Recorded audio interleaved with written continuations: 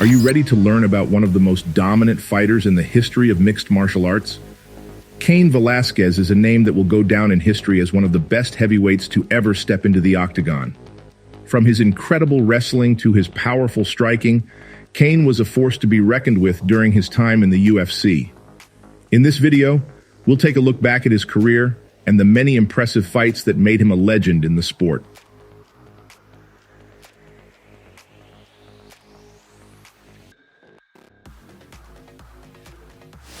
Cain Velasquez is a former mixed martial artist and professional wrestler who was born on July 28, 1982, in Salinas, California. Velasquez's parents were Mexican immigrants who came to the United States to provide a better life for their family. Growing up, Velasquez was exposed to the struggles and hard work that his parents went through to provide for their family. Despite facing financial difficulties, Velasquez's parents encouraged him to pursue his dreams and work hard to achieve his goals. Velasquez began wrestling in high school and quickly developed a passion for the sport. He went on to attend Arizona State University, where he continued to wrestle and earned All-American honors.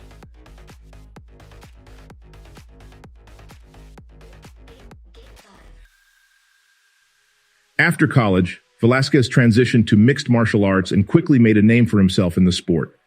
He joined the American Kickboxing Academy under the guidance of head coach Javier Mendez, and trained alongside top fighters like Daniel Cormier and Luke Rockhold. In his debut fight on October 7, 2006, Cain faced Jesse Fujarczyk in Fresno, California. Within the first round, Cain took the fight to the ground and finished his opponent with strikes.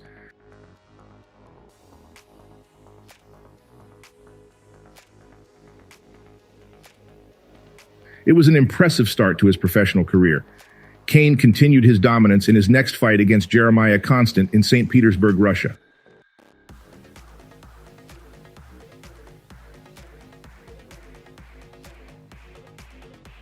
He defeated his opponent with strikes just 4 minutes into the first round. After these victories, Cain signed with the UFC and continued to impress his fans with his incredible fighting skills. In his debut fight in UFC against Brad Morris, the fight started off with jabs with a takedown attempt from Brad, which was denied. Cain then threw a left hook, which dropped Brad.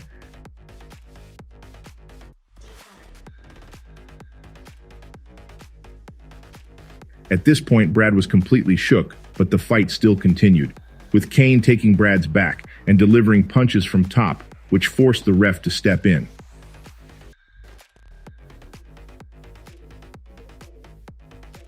Next up, Cain fought Jake O'Brien, and Cain completely dominated this fight with his incredible wrestling. As soon as the fight started, there was a lot of action with ground game.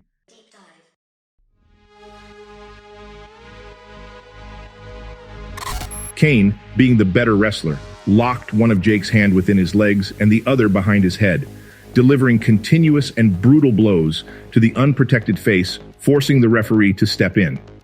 Cain easily won the bout within 2 minutes of the first round. Cain faced Denis Stojnik in early 2009, which took him to the second round for the first time in his career.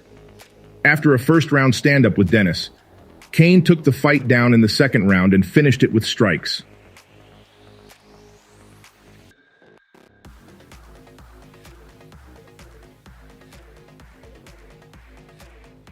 It wasn't the most exciting finish for the fans, but surprisingly, Cain still earned a knockout of the night bonus.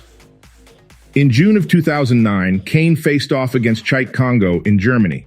This was his first fight that went to the judges, and it was a tough one.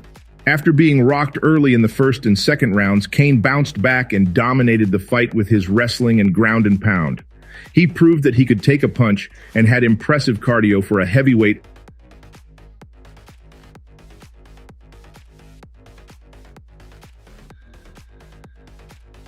Ultimately winning the fight via unanimous decision. At UFC 104, Cain faced Ben Rothwell, who he finished in the second round by pinning him to the cage and unleashing a brutal barrage of left hands. But the fight that really stood out was his title eliminator bout against Antonio Rodrigo Nogueira. Nogueira was expected to have the advantage on the feet, but Cain executed one of the nicest combos ever seen in an MMA fight.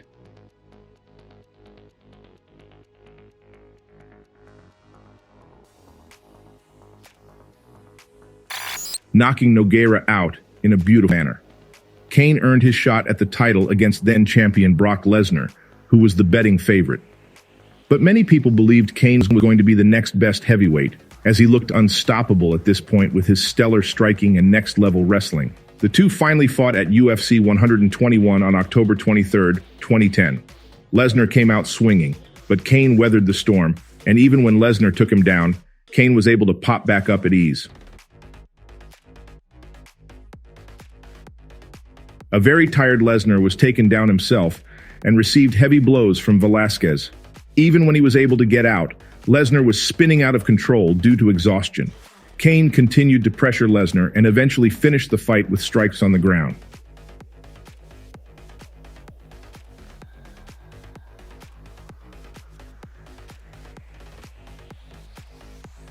That night, Cain Velasquez became the baddest man in the world, and it was clear that he was going to dominate for a long time.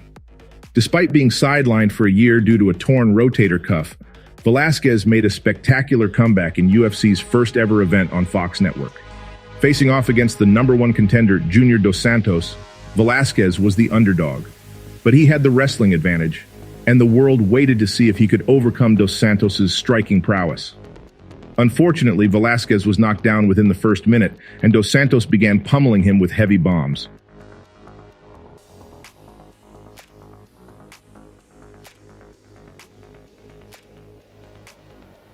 It was over before it had even begun, and Velasquez lost his first title defense in just a minute. This was a huge setback, and many thought that Velasquez had lost his edge, or worse, had become rusty.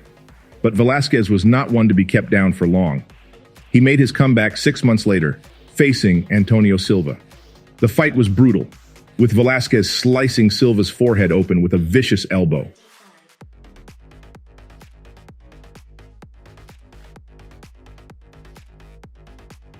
The sight of blood all over the Octagon mat was gruesome, but Velasquez was relentless. After 3.5 minutes of beating Silva down, the ref stopped the fight. Velasquez emerged victorious, and his performance was so impressive that he was given the opportunity to fight Dos Santos for the belt once again.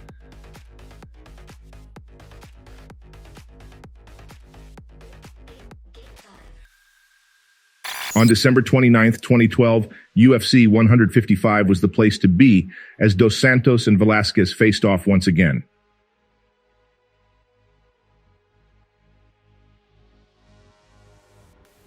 Dos Santos was on the hunt for a quick knockout, but Velasquez's unwavering pressure and wrestling skills kept him at bay.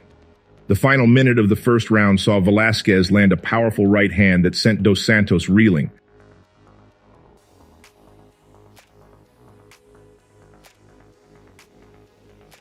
But to his credit, Dos Santos showed incredible heart to stay in the game.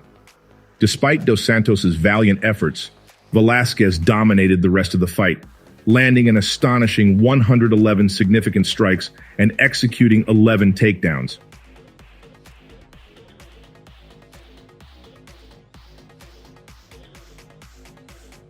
Dos Santos was barely recognizable by the end of the fight, while Velasquez looked like he hadn't even broken a sweat.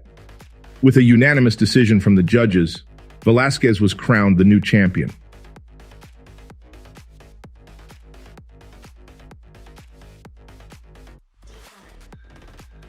Velasquez's first title defense was against Antonio Silva, who had made some impressive strides since their first fight.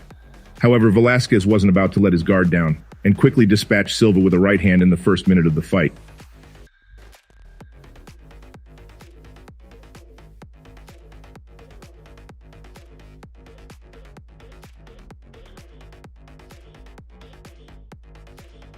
The third rematch between Velasquez and Dos Santos took place on October 19, 2013, in Houston, Texas. Despite Dos Santos landing a few good shots early on, Velasquez's pressure proved too much to handle. As the fifth round rolled around, Dos Santos was once again almost unrecognizable.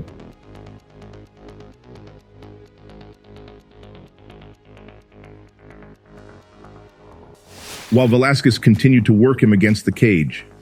With only 2 minutes left in the fight, Dos Santos attempted a standing submission, but Velasquez was able to get out of it and slam him face first into the mat. Dos Santos was clearly dazed and exhausted, and Velasquez quickly finished the fight with strikes.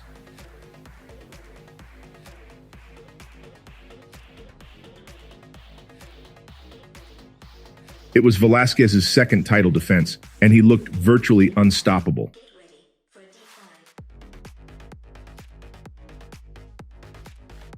In 2016, Velasquez made his comeback at UFC 188 after taking a break due to injuries, where he fought Fabricio Werdum for the heavyweight championship.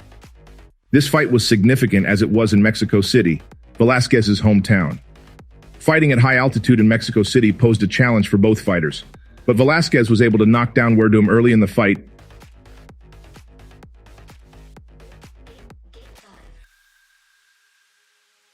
and use his pressure to smother him against the cage. However, as the rounds went on, Velasquez became sloppier with his striking and was getting tagged with shots by Werdum.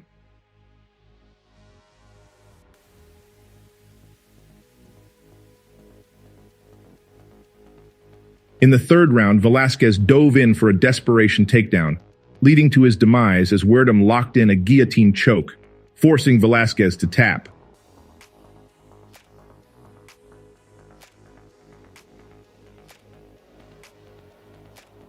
This was a tough loss for Cain, but Velasquez bounced back in July of 2016, fighting Travis Browne at UFC 200.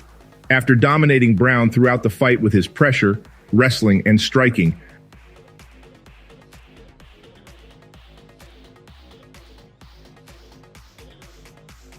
Browne was unable to defend himself from Velasquez's vicious ground and pound, and Velasquez secured a buzzer-beater finish as the ref stopped the fight with only 3 seconds left in the first round.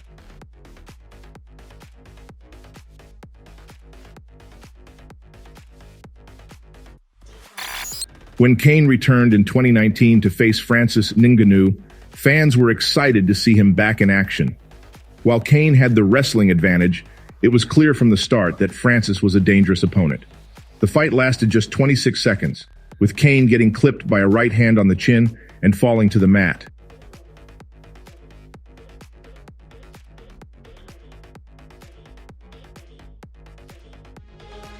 Though it was a disappointing loss, Cain promised to come back stronger. But unfortunately, he announced his retirement from the sport at the age of 37. Despite his setbacks, Cain Velasquez remains one of the most respected fighters in the MMA community. His determination to overcome injury and his love for his family have earned him fans worldwide. Though his fighting career may be over, his legacy as a fighter and a person will continue to inspire many for years to come.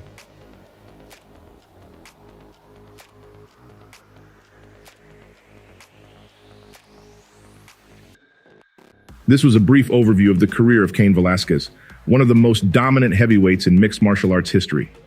Velasquez's incredible work ethic, natural athleticism, and technical prowess inside the cage made him a fan favorite and a feared opponent to all who faced him.